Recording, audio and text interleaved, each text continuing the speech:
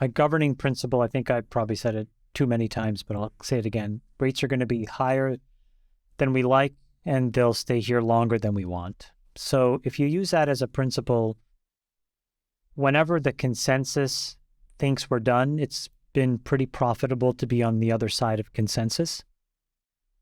And so I still kind of maintain that we're probably going to have a 5.5% Fed funds rate, which means that, I don't know, maybe Credit Suisse will offer me 7.5% soon on 3-month T-bills, but we're going to have higher rates. And I do think Brad's right, though, in the sense that as long as we know that then that's it, and we can forecast it into the future without it changing too much, it'll be okay.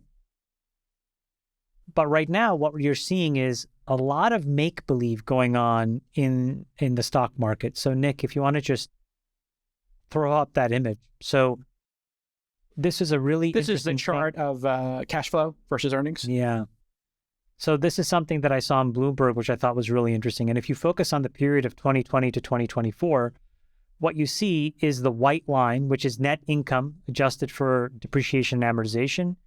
And the blue line is cash flows from operations. So what does that mean? And this is for S&P 500 firms. This is the best 500 companies in the world. Yeah. And the white line is what you tell Wall Street in terms of what you make on paper. The blue line is what actually appears in the bank account. So why could there be a gap between what you tell somebody you made, I made $1, versus what's in the bank, 50 cents? Well, the reason is that there's all kinds of accounting tricks that you can use, accruals, inventories, and all of these things allow you to present a healthier earnings report than is actually true. And so right now, we have the worst earnings situation, so the worst gap between what we are telling people versus what is actually in the bank account that we've had for 30 years, since 1990. And so it just brings into focus the fact that we may be in the last few innings of trying to make sure this all looks okay, in which case, one faction of the investing world who thinks that this earnings recession is actually at hand would be kind of right. And then what they would say is that once we all realize that these earnings are fake and you reset down 15%, that's where you get to the mid 3,000 in the S&P 500. Right now, it's around 4,000. I don't know if that's true or not, but there's more and more evidence that would support that the way that they see the world could be credible. The other side says, hey, listen, this is a bump in the road. We're getting a handle on things and it's stabilizing. So even though it's higher than we'd like, it's not going to change that much. So now just think about 10, 15 years from now and let's go.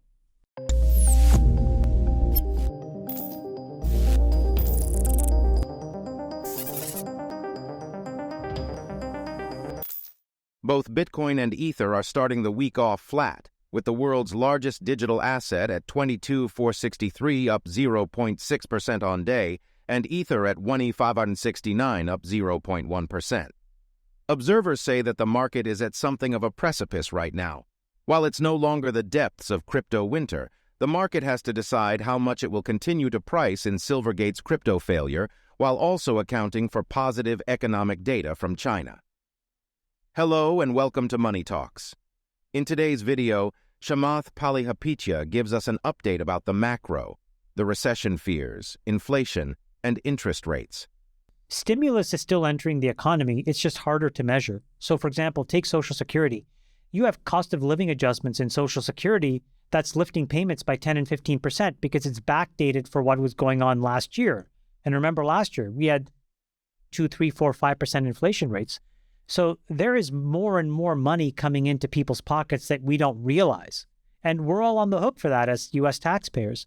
So I think it's very dangerous to kind of look at one data point and try to pick off what's happening in consumer land, because there's all kinds of hidden ways in which money gets back to people. It doesn't look like the Silvergate issue is leading to broad contagion, and we may have seen most of the drop associated with that news already. Matt Weller, Forex.com's global head of research, told CoinDesk TV on Friday, "I wouldn't be surprised to see Bitcoin retrace back down to $20,000, maybe even $18,000, to sort of retest those lows. But it does look like the depths of the winter are behind us. I don't think that's a reasonable or an achievable goal for a public company. Okay. I mean, I think the thing we have to keep in mind is Elon's also capable of doing that because he paid $44 billion of his own money to buy something that he owns outright that no longer has revenue pressure to outside stakeholders. Different circumstance. Revenue went down 70% at Twitter. Well, that only affects him and his ability to pay whatever he borrowed in order to buy that company. And as long as he's willing to fund that somehow, he's literally allowed to do whatever he wants. That's no longer the case when you're borrowing money from other people to build your business, which is what every other capital market participant does, public market participant does, and private market participant. So I think that distinction is just a little bit important because it probably means that there is a shadow of what Elon is doing that's probably the threshold of what's possible. And it's probably, sort of 50% headcount reduction. That's probably the bound in which things break. Because I think the thing to keep in mind is that over time, this stuff is like collagen in the body. It just it creates these interconnected webs of just very difficult stuff sinew that you cannot tease apart. Blockages. So even if you try to go in and cut 50% of a company like Facebook or Google or Microsoft or Apple or Amazon, it would be so difficult because all of a sudden the coordination that happens at that scale, I think, would get lost. So I'm not sure if it's possible. You kind of have to do what they're doing, which is cut 5%, then cut 10%, then cut 5%, then cut 5%. And I know it frustrates people on the outside looking in, but I think it's probably the only way it can be done without torpedoing the company. What does that do on a culture basis then? Because that is the big critique. Hey, you're creating now this culture of fear. I guess the opposite of that is you're creating a culture of performance and expectation. So how do you think about it on a culture basis? Because that keeps coming up from founders, to David's point.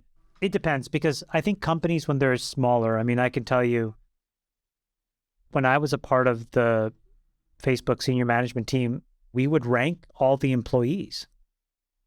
So we had a very good sense of who was the best and the most performant all the way down to who was not. And we were able to do that probably up to 2,000 or 3,000 employees. That's not possible at 50,000, and nor is it fair. So because you don't know who these folks are, the real contributors are, you have to do what Elon did, which is literally go person to person and say, who is unbelievably performant or critical? Yeah. In the absence of doing that, you just don't know who to let go. And so you have no choice except to bleed down. The question that I have, and Brad, maybe there's a smart analyst on your team that could do it, and it's more of a statement as well. Can you imagine the totality of stock-based comp that's been given out by all these companies since 2015 when they were CAGRing their employee bases by 25% a year? I bet you it's $1.5 trillion at least. You think it's that? You think it's in that order of magnitude? At the same time, economic data from a reopened China, which rapidly dropped all COVID restrictions at the start of the year, might bolster the China narrative that fueled late February's mini price rally. This coming week is set to be a busy one with economic data releases from the country, with balance of trade, foreign exchange reserves, and inflation rate data expected. The incentives are, as Charlie Munger says, show me the incentive and I'll show you the outcome. I posted it into our group chat. Credit Suisse sent all their private banking customers an offer. They are now offering 6.5% for a 3-month T-bill. 6.5%. And if you go back to what we talked about before, when the risk-free rate is somewhere north of 5 or 5.5%, and banks are willing to give you 6.5% in the short term, you have to generate more than 3 times that to make an investment make sense when you're investing in the long term. So if 3-month money is going to pay you 6.5 or 7, if you're going to invest for 10, 15 years, which is what you need to do typically for a startup, you need to get 20 to 25%. So there's going to be a lot of pressure for venture investors to put the money to work, because otherwise their LPs, their limited partners, the people that give them the money, will have this attitude that goes somewhere along the following lines. Okay, I've committed to you. Why aren't you investing? Because otherwise I can get paid 6.5% on the front end And so this is becoming very problematic. What am I paying you for? What am I paying you 2% a year in management fee for? So I think what happens, unfortunately, is the opposite of what Doug says. I think good investors will try to follow Doug's feedback and advice. And the ones that have a track record of distributions of DPI can do more of it than not. But I think most people will be under pressure to deploy the capital. And so the 500 odd companies, Jason, you mentioned, will get a lot of it and it'll get torched because most of them probably won't amount to much of anything in the short term. You will create way too much correlation and you will have zero time diversity, which, as we've learned, is a recipe for terrible returns. We haven't given enough time for a logical framework of investing to develop, which also is tied to a logical framework for entrepreneurship to emerge. We're just way, way, way too early. So the thing with all of these language models is that they are grist for the mill. And we talked about this before. If it was a highly proprietary asset, you would have never sold 49% of it to Microsoft for $10 billion because you would assume that it was worth $1 trillion. So it's a huge tell on the part of OpenAI, their deep understanding, and they understand it better than anybody else, that it's a bit of a capped upside. So what is uncapped, I guess, is maybe the better question. Well, if you look at the 1849 gold rush as an example, the people panning for gold, in my opinion, are the people building language models today. They're going to come and they're going to go. But who's going to win? Well, the pick and shovel providers won. Levi Strauss won. So what is the equivalent of that today? I think it's at the silicon layer, because you need to really re-architect how compute will actually work in a world of all of these models. Those folks will get paid. If you look at AMD and NVIDIA, they've been getting paid for years. They continue to get paid. They probably will continue to get paid even more. And so folks that actually take a step into doing something hard and difficult in AI, like custom silicon, could get rewarded.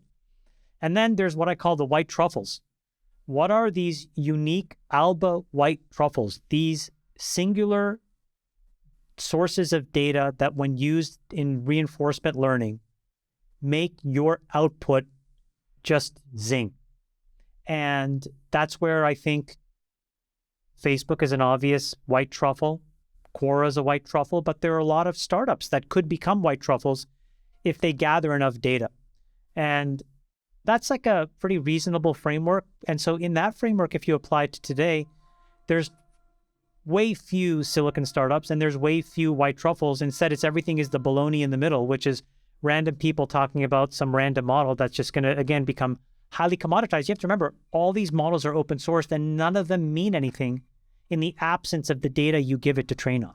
So what are your thoughts about Chamath's prediction? Tell us in the comments. Also, don't forget to like and subscribe. See you soon with the next video. Thank you so much for watching.